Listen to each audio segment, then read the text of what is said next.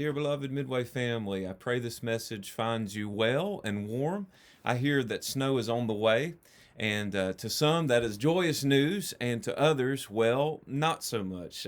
I wanted to share a short update with you in regards to what we're doing here at the church. And by now, many of you know someone in your family, your circle of friends, a coworker, or someone in your church family who has COVID 19.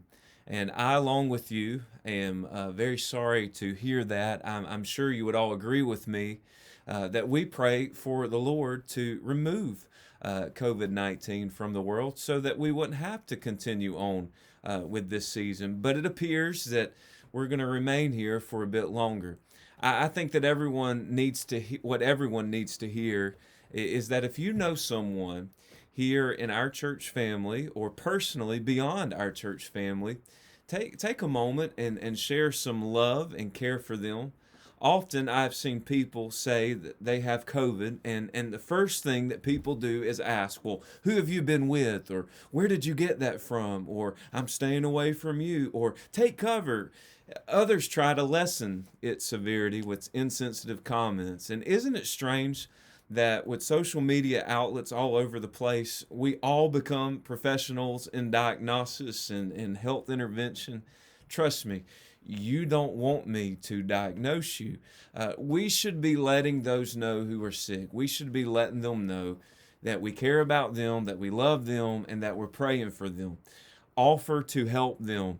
If there's a need that you can meet, help them. My heart is warmed and thankful that many of you have been good to come to the aid of your brothers and sisters who are sick by offering to take them a meal or groceries or offer financial assistance. And that is wonderful to hear.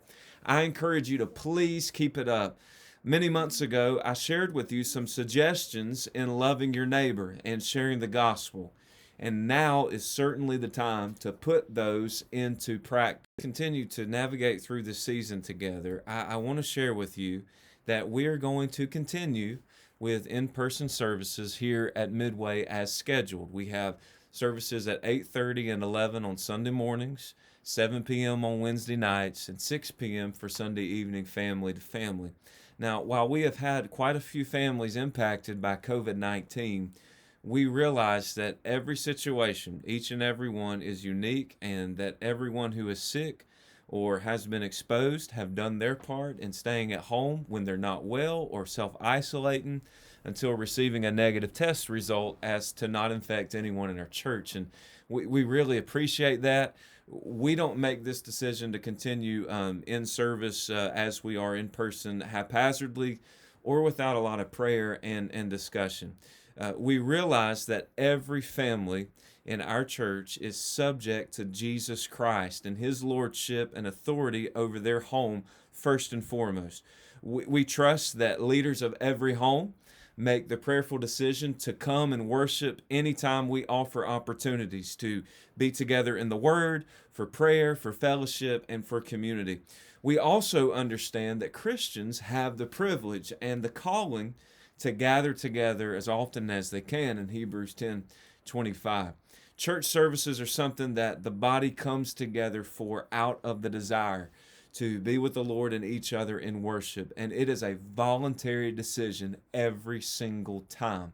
Unless, of course, you are made to go to church. Believe me, I've been there before as a child. I get it.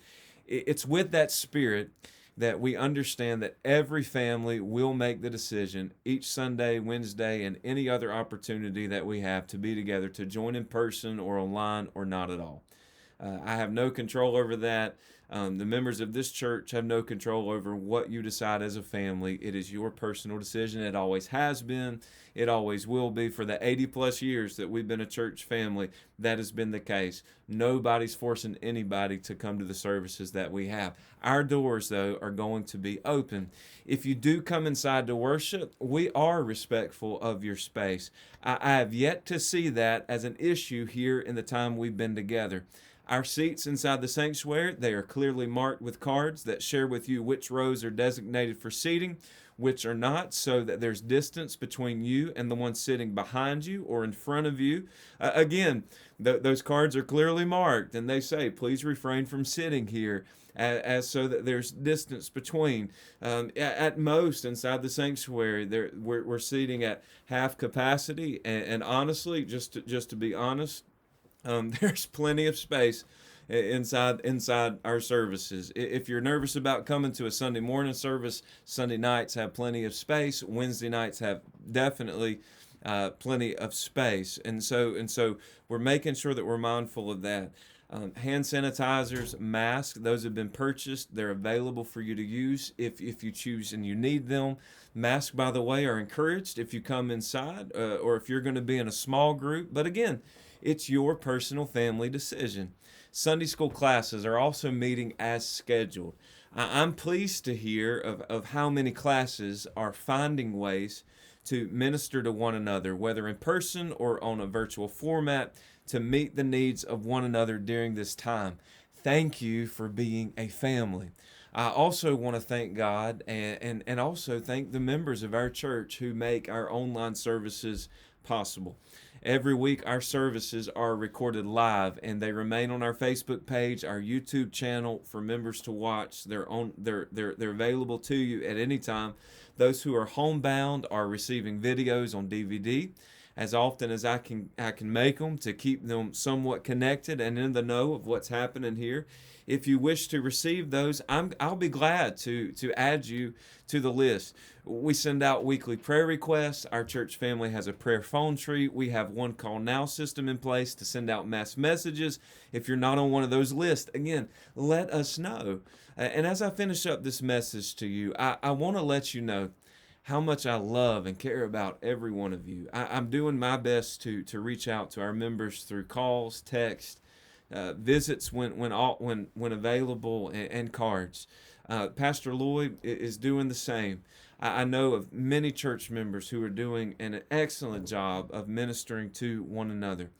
If you're homebound, if you're at higher risk of infection, elderly, we certainly understand that you're staying home. If you've chosen to stay home due to feeling unsure or uncomfortable about gathering right now, we understand. We don't want anybody to feel any guilt of any kind for being cautious. We do miss you. We long to be with you again. However, it is important that you stay connected. Please continue to participate in online services, staying connected to your small groups, your Sunday school classes, checking in from time to time. We want to hear from you. If you're in leadership role, if you're in a teaching position, communicate with your department head of your availability or your absences. Let's be good stewards of the commitment that you've made to Christ in the body. If you have a need, we want to be there to help you.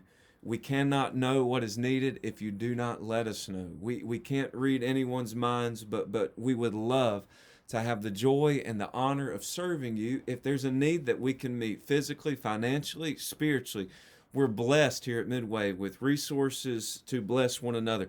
I love you all. We're going to get through this. God has been so good to us over this season. He's allowed us the joy of being able to worship together and minister together. Great things have been done in His name. We give God all the glory for what He's allowed us to do over this time. I believe that God has more for us to do, and we're going to faithfully serve as we have been called and commissioned for His glory.